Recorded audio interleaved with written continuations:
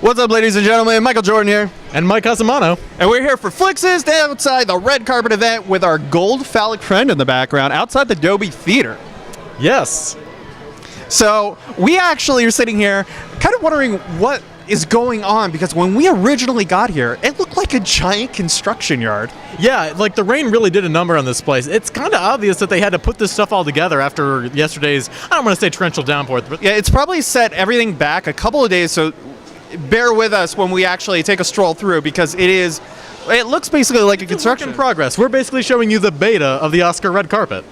Yeah, if this is a game, I think it would be the alpha, and then they're rushing it out the door. This is the early access. Gaben is going to be out there saying you can get this game before it's released. This metaphor is incredibly tenuous. Yes. Okay, so before we actually take a look at the Steam greenlight of movies, we're going to kind of just show you what the upper division looks like, and then we're going to check out the lower division. We're going to check out all the little cool things that they actually have up going toward the carpet that probably nobody's going to see. The posters were pretty neat. Like a lot of stuff I didn't expect to see. Mostly old movies. There's some Cleopatra stuff there. And we're going to take some video of this too, but they have all these years with like the best picture winners up there, and they have like they have it up to like 2076 or something. No, they got a ways planned for this, and I'm looking forward to seeing the 2013 the name put on there. Yeah, which should be very interesting to see what's going on and going forward. So let's go take a look. Let's go take a look, you f***s. You f***s.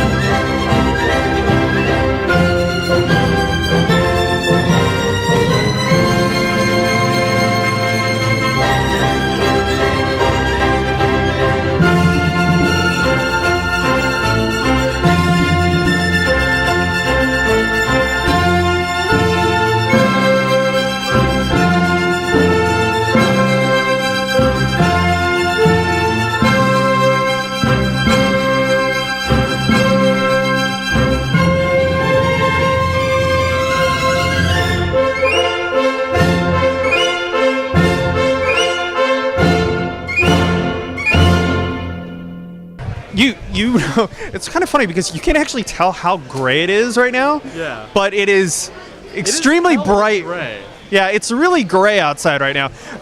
If you don't know, we're actually standing on the red carpet where you're going to see. Red right now. Yeah, it's pretty wet. Gray. It's wet and damp.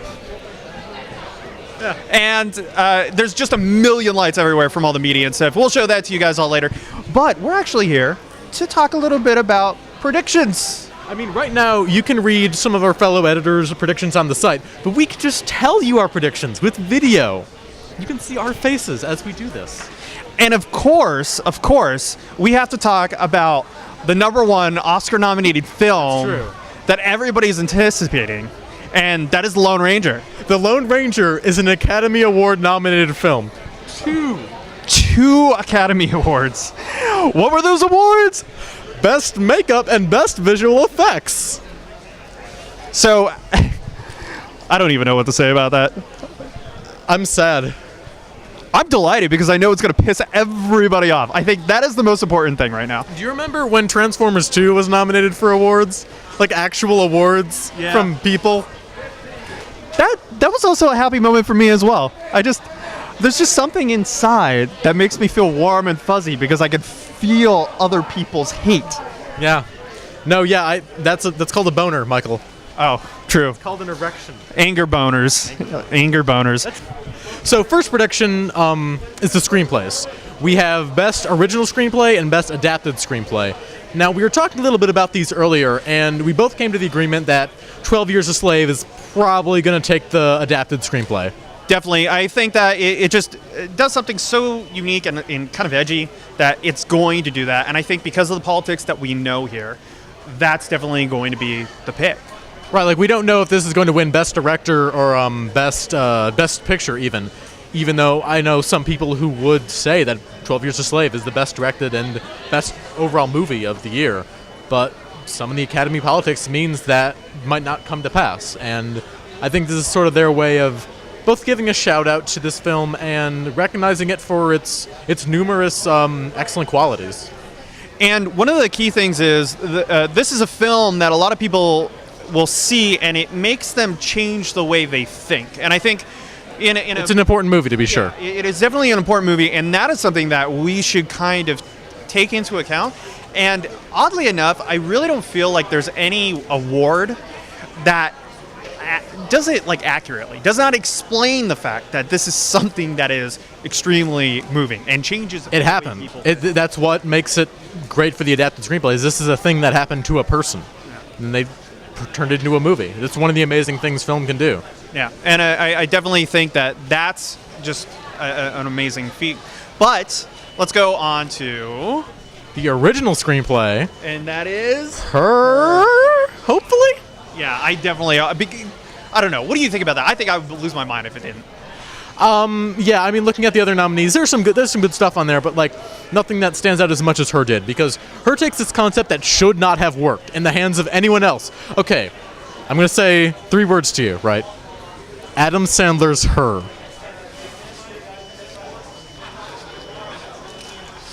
What was that? Wait. What was that movie? Jack and Jill? Yeah. The worst movie ever made. Yeah, I kind of, for some reason, when you say that, it just screams, I don't know. Jack and Jill 2. Yeah, it says Jack and Jill 2 for some reason. Like, you give that kind of concept to that kind of incompetence, and then you have something terrible. But Spike Jonze, sorry, I'm terrible with pronouncing things. Jonesy. Jonesy. Please bring me some seeds, Jonesy. I think that man is ridiculously talented, and it shows that he made that movie. Probably one of the best movies I've ever seen. And I fell in love with Her, and I would be very sad if it didn't take the award. Yeah, I would. I don't know if it could even go to anybody else, really. If you really, really think about it, and as anybody who's like a movie fan or a moviegoer, or just kind of vaguely familiar with it, it's just kind of one of those things you're going to go, yeah, I mean, it has to be. It just has to be. It's just like, it's in the same category as The Wolf of Wall Street, where like everyone saw it and everyone's like, holy shit, this is great. It's one of those like critical and audience success stories, kind of like Gravity too, where like both the critic block and then the mainstream audience, they all came together and they realized, holy shit, this is fucking good. You know, I think if we're going to actually start talking into Gravity, Gravity is something that I think a lot of people don't know what to feel about it, just from comments that I've heard people saying. I mean, obviously you have the movie-going community and the Academy and all that stuff, and they're going to be like, yes, this for everything. Like, that is a very big possibility. I mean, we kind of know how these things go down, and that is something that I think everybody is going to eventually sit there and go, well, it's going to sweep or it's not going to sweep. I think that's what it's... There are really 2 options here. Like, either it just like kicks ass in a bunch of like visual categories, or it doesn't. Like we were talking earlier, like best effects, sorry Lone Ranger, Yeah. Like best editing, best cinematography, and possibly even best directing. Like those 4 could definitely go to Gravity. I could see that happening. I could see a lot of people being happy with that too. And it's true. I mean, and there's so many strong candidates that are just in there. It's a very difficult. I mean, usually, I feel like this year is tough. Yeah, this year is a little bit tougher than anything else, I think. Last year wasn't so much. And this is one where you could have kind of these rolling sweeps with stuff. And I don't know if this is going to be a trend, because I kind of feel that this is a thing that's been happening lately in kind of the way people are talking. They're talking in kind of broad sweeps for awards, and then kind of using the nominations as side selling points. You know what I mean? I think a lot of the times we're looking at... Sort of like a way to say, hey, you did good. Yeah, it's like the nomination's like, yeah, did good. But then it's like the award is just like, oh, sweep. And That's something that I think eventually we're going to get sick of in the politics. But for now, let's just enjoy it. Okay, so we're actually going to go over Best Animated Feature and Best Song. And because Nick will probably cut off our balls and send them back to us via mail frozen, we have to talk about Frozen. What do you think? Oh, Frozen joke. Frozen's a really good movie. I highly enjoyed it. It was my 6th favorite movie of 2013. And I'd be happy to see it win some awards.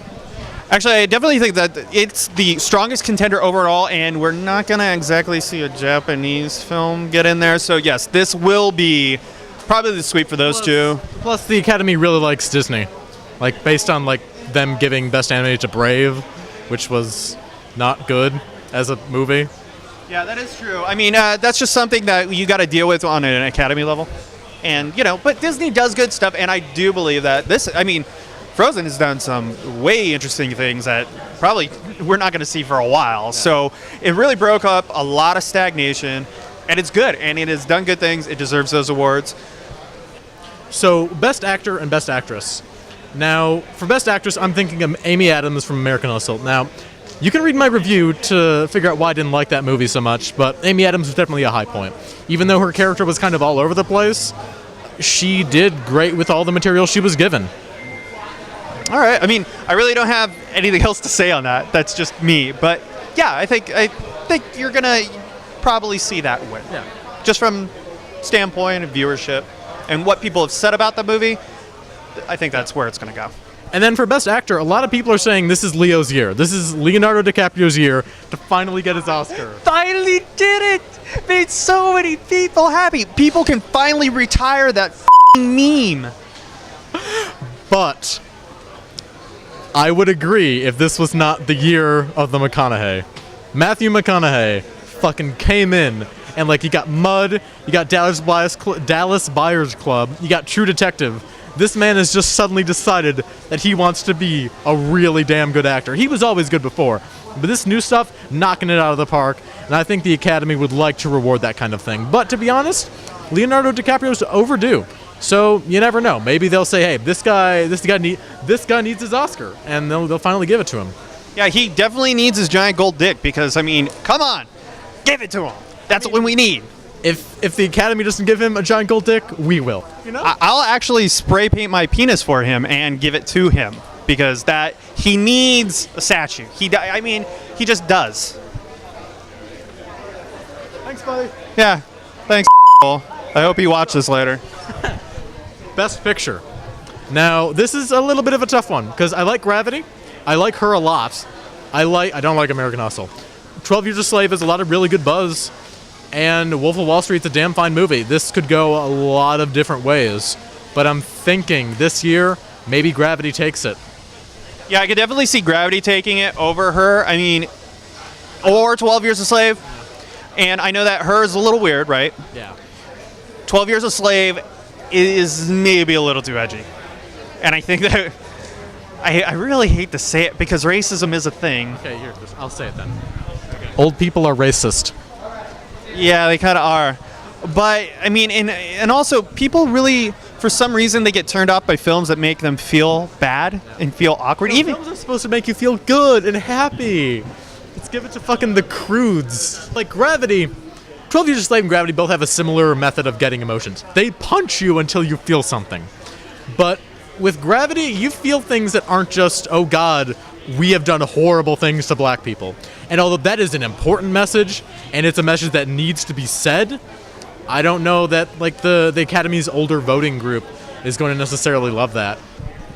So Flixist viewers, thanks for watching our red carpet predictions. We're going to actually show you a little bit about what the construction is like.